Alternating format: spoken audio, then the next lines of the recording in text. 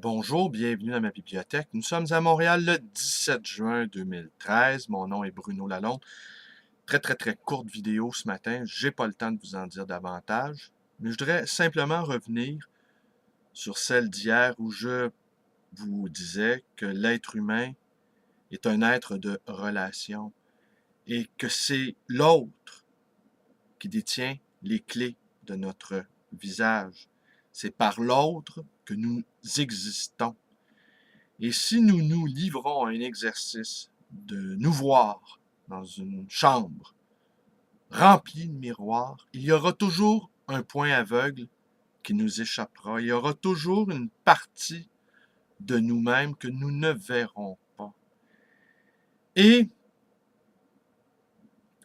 oui, c'est ainsi que notre propre psyché a des points aveugles, que même si nous réfléchissons ou que nous allons en analyse ou que nous livrons à des exercices répétés d'introspection, il y aura toujours quelque chose qui nous échappera.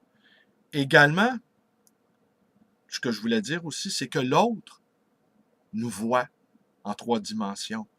L'autre voit notre derrière de la tête. L'autre nous perçoit dans notre tridimensionnalité et il a accès à l'entièreté de notre physique, de ce que nous sommes physiquement.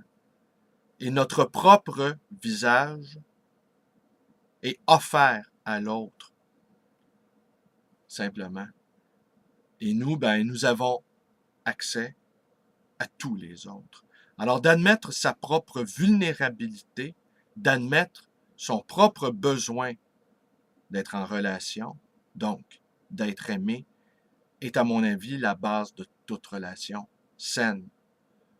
Des gens qui passent leur temps à chercher leur propre amour, parce qu'on dit souvent ça, avant d'aimer les autres, aime-toi toi-même, mais je pense que cet amour-là de soi-même, cette quête est infinie et jamais nous ne parviendrons à l'autre. Alors, c'est conclu pour aujourd'hui là-dessus. Je vous invite aussi à aller à mon exposition, de Pierre Cornudet, qu'on a connu à Montréal sous le nom d'Anonyme sans regret. Le vernissage aura lieu à ma librairie le 20 juin prochain à partir de 19 heures. Je vous invite, ça me ferait plaisir de vous rencontrer, de vous serrer la main et de vous montrer les œuvres de Pierre Cornudet. L'exposition, elle va durer jusqu'au 20 septembre pour que les étudiants de l'Université de Montréal puissent la voir, cette exposition.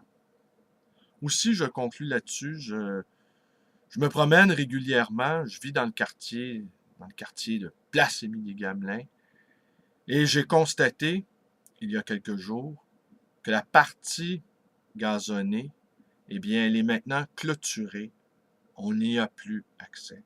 On y a également installé, sur la partie ciment, on y a installé également des tables de pique-nique qui viennent empêcher en quelque sorte les rassemblements.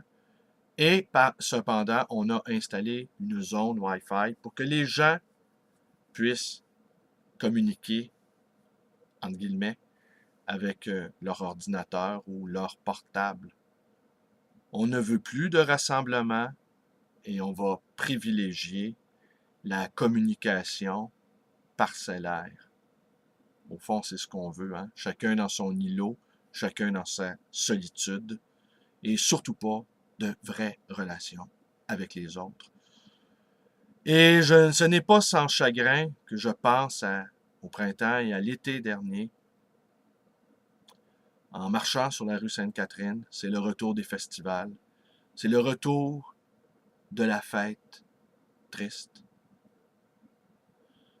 Voilà, alors c'est tout. Merci, passez une belle journée. Ma page Facebook, ma librairie d'occasion et d'ancien, le livre voyageur, dans le quartier Côte-des-Neiges à Montréal.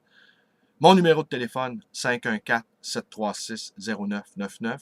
Et ma chaîne YouTube, si vous voulez vous abonner, faites-le, ça va me faire plaisir. Allez, merci, portez-vous bien.